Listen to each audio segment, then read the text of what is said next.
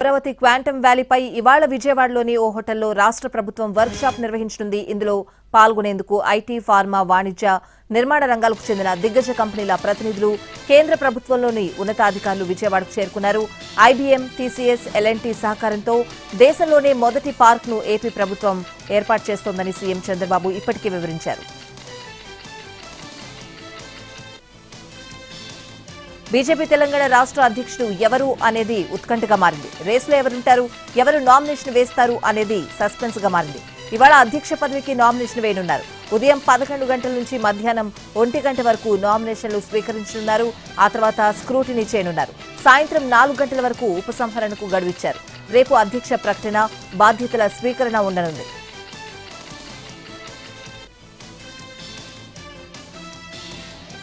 AP బీజేపీకి కొత్త president ఎవరు అనే దానిపై ఉత్కంఠ నెలకొంది. ప్రస్తుతం అధ్యక్షురాలుగా ఉన్న పురంధేశ్వరిని కొనసాగిస్తారని కొందరు, కాదు కొత్త వారికి అవకాశం ఇవ్వాలని అనుకుంటున్నారని మరికొందరు చర్చించుకుంటున్నారు. బీజేపీ అధిష్టానం నిర్ణయం ఎలా ఉంటుంది అనేది అందరికీ క్లూ లేని క్వశ్చన్ గా తయారైంది. ఇవాళ నామినేషన్ ఎవరు వేస్తారనే దాని మీదే మొత్తమంతా ఆధారపడింది.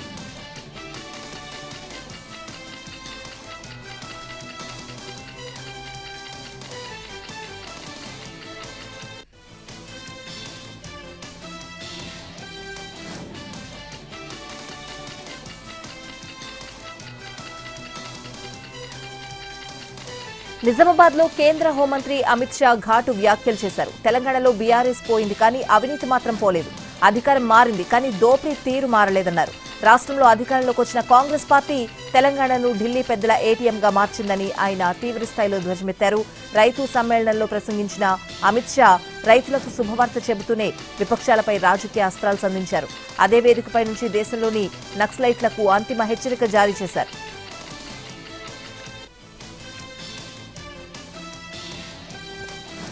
తెలంగాణ ప్రభుత్వం గత వారమే కేంద్రానికి మెట్రో 2వ దశ డీపీఆర్ ఇచ్చిందని కేంద్ర మంత్రి కిషన్ రెడ్డి వెల్లడించారు.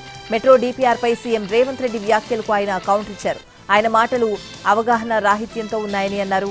ఆయన వ్యాఖ్యలు దురదృష్టకరమన్నారు. తెలంగాణ అభివృద్ధికి కేంద్రం కట్టుబడి ఉందని చెప్పారు. కాంగ్రెస్ పార్టీ కోసమో రేవంత్ రెడ్డి కోసమో తాము పని చేయమని కౌంటర్ ఇచ్చారు.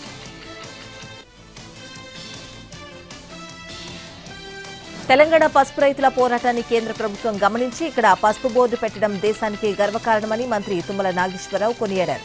ఈ విషయంలో ఎంపీ ధర్మపురి అరవింద్ అనేక ఏళ్లుగా కేంద్రంపై ఒత్తిడి తీసుకొచ్చి పోరాటం చేశారన్నారు. పసుపు బోర్డు వల్ల మన పసుపు రైతులకు భవిష్యత్తు ఉంటుందని, ఇక్కడ పండించే పంటకు గిట్టుబాటు ధర వస్తుందని అన్నారు. తెలంగాణ రైతాంగానికి కావలసిన కొన్ని సహాయక సౌకర్యాలు అందిస్తున్నామని అన్నారు. రైతుల సంక్షేమమే లక్ష్యంగా తెలంగాణ ప్రభుత్వం పనిచేస్తోందన్నారు మంత్రి Tummala Nageswararao.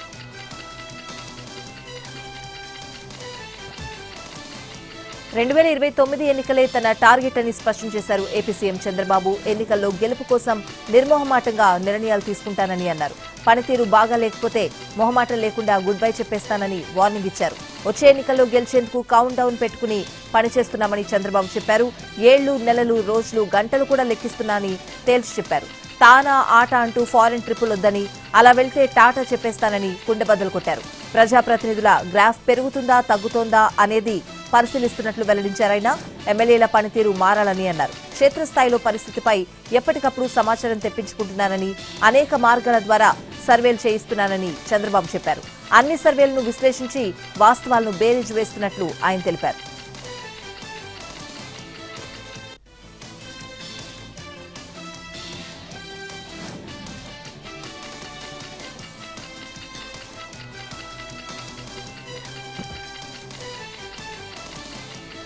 AP ECET results వచ్చి 45 రోజులవుతున్నా ఇంకా కౌన్సిలింగ్ ప్రక్రియ ప్రారంభం కాకపోవడంపై వైసీపీ అధ్యక్షుడు వైఎస్ జగన్ చంద్రబాబు సర్కార్ను నిలదీశారు. ఇది ఏపీ విద్యా వ్యవస్థలో నెలకొన్న దారుణ పరిస్థితులకు మరో నిదర్శనమంటూ వైఎస్ జగన్ ధ్వజమెత్తారు. ఎక్స్ వేదికగా ట్వీట్ చేశారాయన. రాష్ట్రంలో విద్యా వ్యవస్థ అస్తవ్యస్తంగా తయారైంది అనడానికి ఏపీ ఈసెట్ అడ్మిషన్లే పెద్ద ఉదాహరణ అని అందులో పేర్కొన్నారు. ఈసెట్ రిజల్ట్స్ వచ్చి దాదాపు 45 రోజులవుతున్నా ఇప్పటికీ కౌన్సిలింగ్ ప్రారంభం కాలేదని ట్వీట్ చేశారు.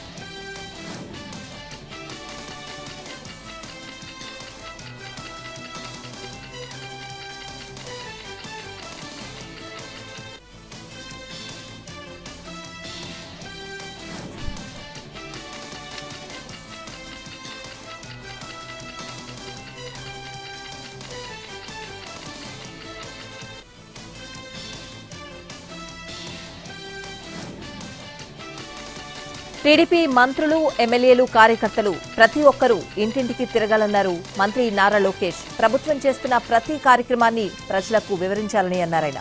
ముఖ్యంగా సూపర్ 6 తో పాటు సంక్షేమ పథకాలను జనంలోకి తీసుకువెళ్లాలన్నారు లోకేష్.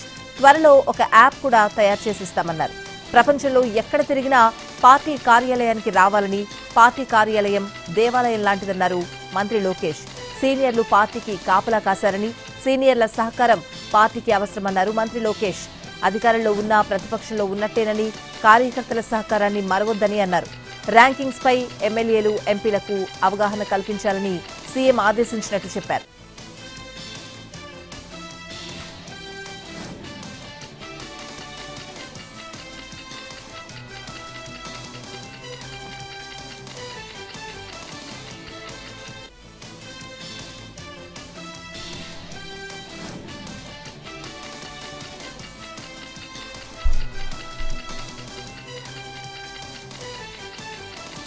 రెండు 2027లో జమిలీ ఎన్నికలు రాబోతున్నట్టు కేంద్ర మంత్రి చెప్తున్నారని, వైసీపీ ఎన్నికలకు సిద్ధంగా ఉండాలని పార్టీ శ్రేణులకు పిలుపునిచ్చారు పెద్దిరెడ్డి రామచంద్రారెడ్డి.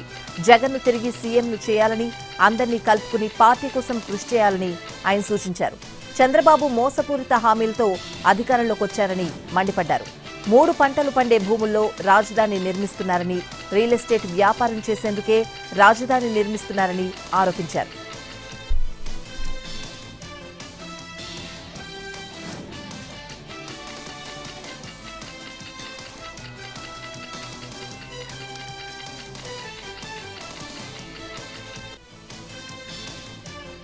తెలంగాణలో కాంగ్రెస్ ప్రభుత్వం ఏర్పడిన మొదటి రోజు నుంచే ప్రతిపక్షం అడ్డుకోవాలని చూస్తోందని మంత్రి పొన్నం ప్రభాకర్ మండిపడ్డారు.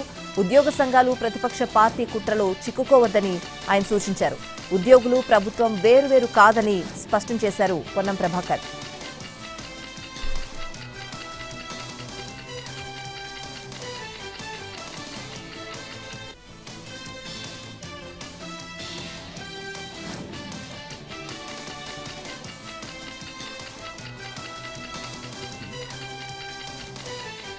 అంతర్జాతీయ ఐటీ, బహుళజాతి కంపెనీల ప్రతినిధులకు ఏపీ ముఖ్యమంత్రి చంద్రబాబు విందిచ్చారు.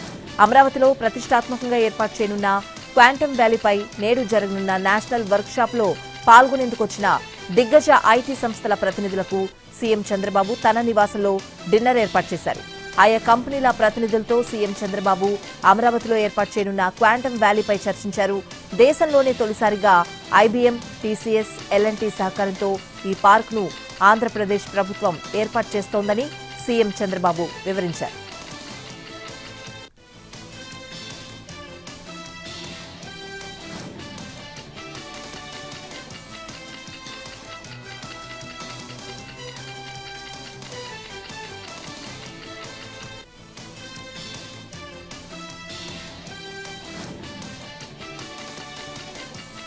తెలంగాణ మెడికోలకు ప్రభుత్వం గుడ్ న్యూస్ చెప్పింది. మెడికోల స్టైఫండ్ 15% పెంచుతూ ఉత్తర్వులు జారీ చేసింది.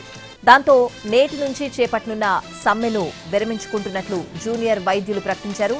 ప్రభుత్వం స్టైఫండ్ పెంచడంతో సమ్మె నిర్ణయాన్ని ఉపసంహరించుకుంటున్నట్లు వెల్లడించారు. స్టైఫండ్ను పెంచడంతో పాటు అన్ని వైద్య కళాశాలల్లో సదుపాయాలు మెరుగుపరుస్తామని ప్రభుత్వం హామీ ఇచ్చిందని జూనియర్ డాక్టర్లు తెలిపారు.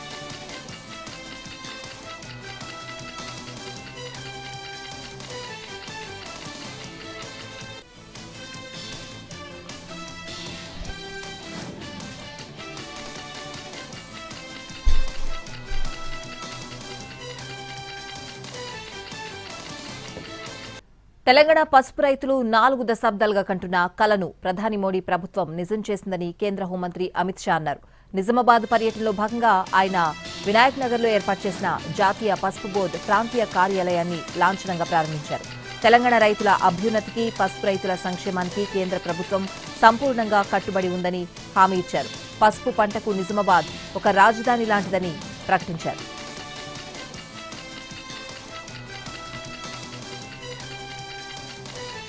ఆసిఫాబాద్ నియోజకవర్గ కాంగ్రెస్ అభ్యర్థి రావి శ్రీనివాస్ ను 6 ఏళ్ల పాటు పార్టీ నుంచి సస్పెండ్ చేసింది టీపీసీసీ క్రమశిక్షణ కమిటీ.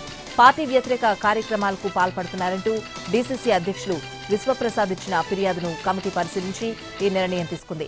మంత్రి సీతక్కపై మీడియాలో మాట్లాడినందుకు క్రమశిక్షణ చర్యలు తీసుకుంది టీపీసీసీ క్రమశిక్షణ కమిటీ.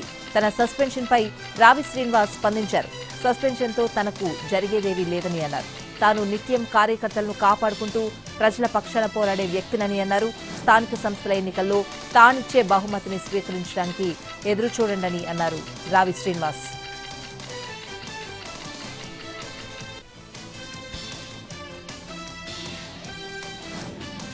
తెలంగాణ సంస్కృతికి అస్తిత్వానికి ప్రతీకగా నిలిచే ఆషాఢమాస బోనాల సందడి కొనసాగుతోంది. చారిత్రాత్మక గోల్కొండ కోటలో బోనాల సమర్పణ ప్రారంభమయ్యాయి. దీంతో ఆదివారం తెల్లవారుజాము నుంచే భక్తులు గోల్కొండకు చేరుకుని మొక్కులు చెల్లించుకున్నారు. ఈ సందర్భంగా గోల్కొండ కోట పరిసరాలు భక్తులతో కిటకిటలాడాయి.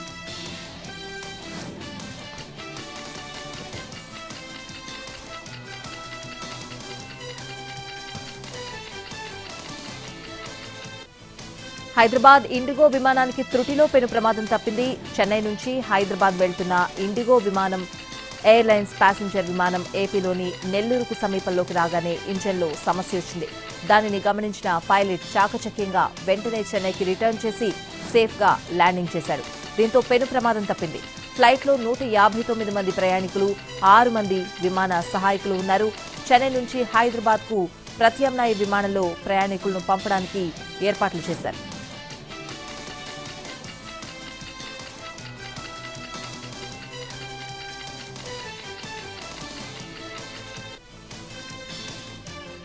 భద్రాచలం జిల్లాకు చెందిన ఆదివాసీ మహిళలపై ప్రధాని మోడీ ప్రశంసలు కురిపించారు.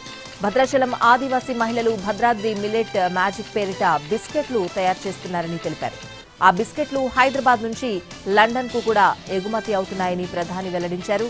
ఈ మహిళలే 3 నెలల్లో 40,000 శానిటరీ నాప్కిన్లను తయారు చేసి విక్రయించారని చెప్పారు. వారిని తాను అభినందిస్తున్నానని అన్నారు ప్రధాని.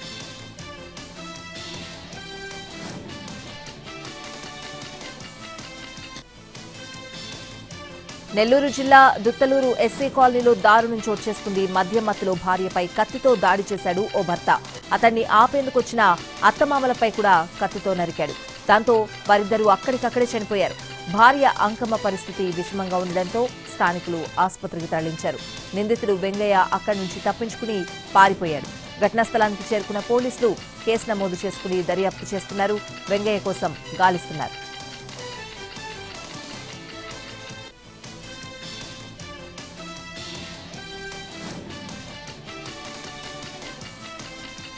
జగిత్యాల జిల్లా మెట్పల్లి మండలం వెల్లుల్ల గ్రామంలో వర్షాలు కురవాలని స్థానికులు ప్రత్యేక పూజలు చేశారు. సరైన కాలంలో వర్షాలు కురవకపోవడంతో పంటలు ఎండిపోతున్నాయని రైతులు ఆందోళనలో ఉన్నారు. దాంతో గ్రామంలో ఉన్న దేవాలయాల్లో జలాభిషేకాలు చేశారు. వర్షాలు సమృద్ధిగా కురవాలని లక్ష్మీ నరసింహస్వామిని వేడుకున్నారు.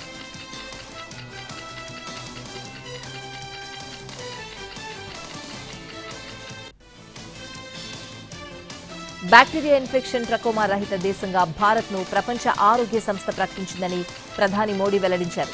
ఇందుకోసం కృషి చేసిన అందరికీ మన్ కీ బాత్లో అభినందనలు తెలిపారు. ఆ తర్వాత ఏపీలోని పల్నాడు జిల్లాలో బౌద్ధ క్షేత్రాలకు విదేశాల్లో అత్యంత ప్రాధాన్యముందన్నారు. అందరూ తమ ప్రాంతాల్లోని బౌద్ధ క్షేత్రాలను ఒక్కసారైనా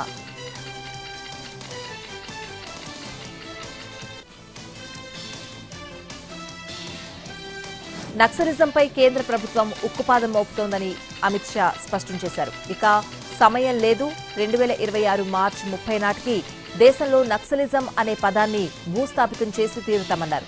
ఇది మోడీ గ్యారంటీ అని ఆయన ప్రకటించారు. తుపాకులు పక్కన పెట్టి హత్యలు ఆపి జనజీవన స్రవంతిలో కలవండి అని ఆయన పిలుపునిచ్చారు. లేదంటే కఠిన చర్యలు తప్పవు అని నక్సలైట్లకు తీవ్ర హెచ్చరికలు పంపారు. ఉగ్రవాదాన్ని ఎలాగైతే అణిచివేశామో నక్సలిజాన్ని కూడా కూకటి వేళ్లతో పెకిలిస్తామని ఆయన పునరుద్ఘాటించారు.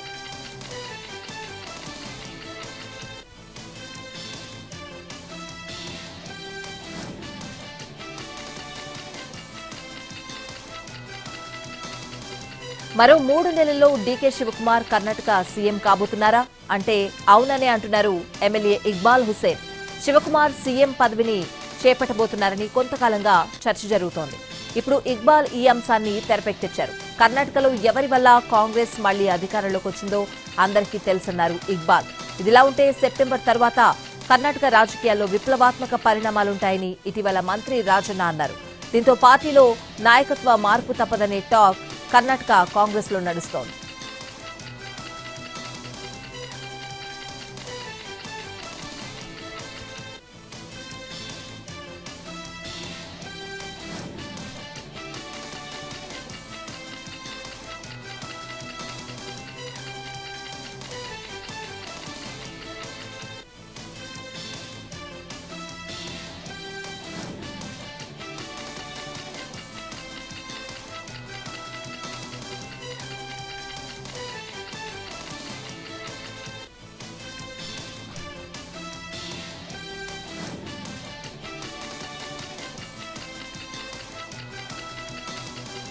ఒకటో తరగతి నుంచి 5వ తరగతి వరకు పిల్లలందరికీ హిందీ విధిగా బోధించాలని ఇటీవల మహారాష్ట్ర తీసుకున్న నిర్ణయంపై వెనక్కి తగ్గింది.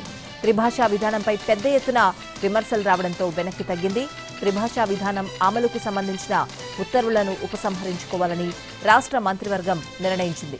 ఈ విధానంపై ఎలా ముందుకు వెళ్లాలి, దాన్ని ఎలా అమలు చేయాలి అనే దానిపై విద్యావేత్త నరేంద్ర జాదవ్ నేతృత్వంలో ఓ కమిటీని ఏర్పాటు చేస్తున్నట్లు సీఎం దేవేంద్ర ఫడ్నవీస్ ప్రకటించారు.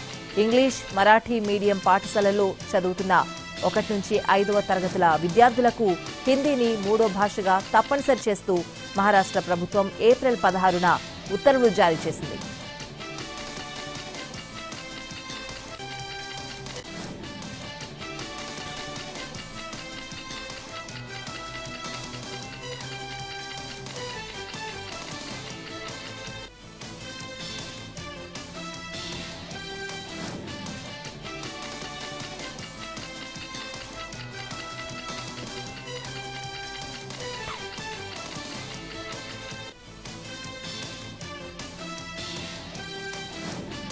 రైలు ప్రయాణికులకు భారతీయ రైల్వే శాఖ ఒక ముఖ్యమైన శుభవార్త అందించింది.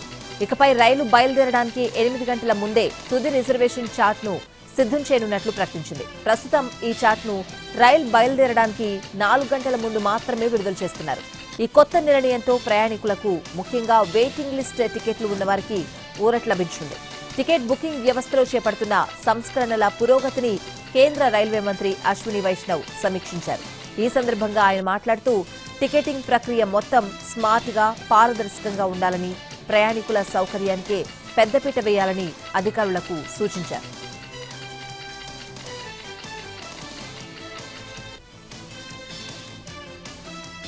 ఆర్జేడీ నేత, బీహార్ మాజీ ఉప ముఖ్యమంత్రి తేజస్వి యాదవ్ ఆదివారం నాడు ఓ సభలో మాట్లాడుతూ ఉండగా ఆయన వైపు ఒక డ్రోన్ దూసుకొచ్చింది. తేజస్వి వెనక్కి జరగడంతో త్రుటిలో ప్రమాదం తప్పింది. డ్రోన్ వేదికపైనే పడిపోయింది. పాట్నాలోని గాంధీ మైదాన్లో జరిగిన సేవ్ వక్ఫ్, సేవ్ కాన్స్టిట్యూషన్ ర్యాలీలో ఈ ఘటన చోటు చేసుకుంది. వెంటనే అప్రమత్తమైన భద్రతా సిబ్బంది ఆ డ్రోన్ను సీజ్ చేశారు.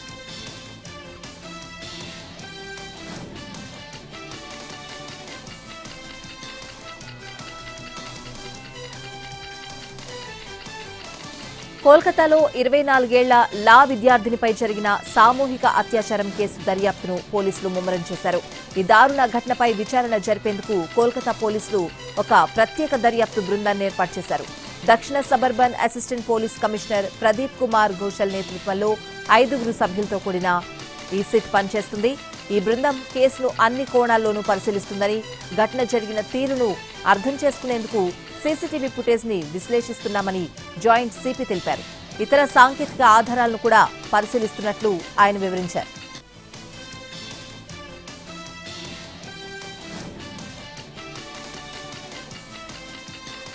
మేఘాలయ హనీమూన్ మర్డర్ కేసులో మరో కీలక పరిణామం చోటు చేసుకుంది. రాజా రఘువంశీ హత్య కేసులో ప్రధాన నిందితురాలైన సోనం బ్యాగ్ను తగలబెట్టి ఆధారాలను నాశనం చేశారంటూ నమోదైన కేసుకు సంబంధించి షిలాంగ్ పోలీసులు మరో కీలక ఆధారాలను సేకరించారు. ఈ కేసులో సోనం స్నేహితుడు, రియల్ ఎస్టేట్ వ్యాపారైన షిలోమ్ జేమ్స్ ను లోతుగా ప్రశ్నిస్తున్నారు. రాజా రఘువంశీని హత్య చేసిన తర్వాత సోనంకు సంబంధించిన సాక్ష్యాల తాలూకు ఆనవాళ్లను నాశనం చేయడంలో షిలోమ్ జేమ్స్ సోనంకు సహకరించాడన్న సంగతి పోలీసులు ఇప్పటికే కనుగొన్నారు. జేమ్స్ ను వెంటబెట్టుకుని మధ్యప్రదేశ్లోని రత్లాం అనే ప్రాంతానికి చేరుకున్నారు. స్థానిక మంగళమూర్తి కాలనీలోని సదరు ఇంటిపై షిలాంగ్ పోలీసులు జేమ్స్ ను వెంటబెట్టుకుని దాడి చేశారు. ఆ ఇంటి నుంచి రాజా రఘువంశీని హత్య చేసిన తర్వాత సోనం బ్యాగ్ లో ఉంచిన నగలు, డబ్బు, ల్యాప్టాప్ ఉన్న బ్యాగ్ ను పోలీసులు స్వాధీనం చేసుకున్నారు. కోల్కతాలో సంచలనం సృష్టించిన లా స్టూడెంట్ పై గ్యాంగ్ రేప్ ఘటనపై దేశవ్యాప్తంగా నిరసనలు వెల్లువెత్తుతున్నాయి. ప్రధాన నిందితుడు మోనోజిత్ మిశ్రాకు అధికార టీఎంసీ స్టూడెంట్ వింగ్ తో సంబంధం ఉండడం వివాదాన్ని మరింత పెంచింది. ఈ కేసులో 3 నిందితులతో పాటు క్యాంపస్ సెక్యూరిటీ గార్డును కూడా అరెస్ట్ చేశారు. రాగల 3 రోజులు తెలంగాణలో తేలికపాటి నుంచి మోస్తరు వర్షాలు కురుస్తాయని హైదరాబాద్ వాతావరణ కేంద్రం వెల్లడించింది. బంగాళాఖాతంలో అల్పపీడనం ఏర్పడిందని, దాంతో వానలు పడతాయని తెలిపింది. బంగాళాఖాతంలో ఆదివారం అల్పపీడనం ఏర్పడింది. ఇది రాబోయే 2 రోజుల్లో ఉత్తర ఒడిశా, పశ్చిమ బెంగాల్, జార్ఖండ్ వైపు ప్రయాణించే అవకాశం ఉందని ఐఎండీ తెలిపింది. వీటి ప్రభావంతో 3 రోజుల్లో ఏపీలోని పలు ప్రాంతాల్లో తేలికపాటి నుంచి ఓ మోస్తరు వర్షాలు కురుస్తాయని అంచనా వేసింది.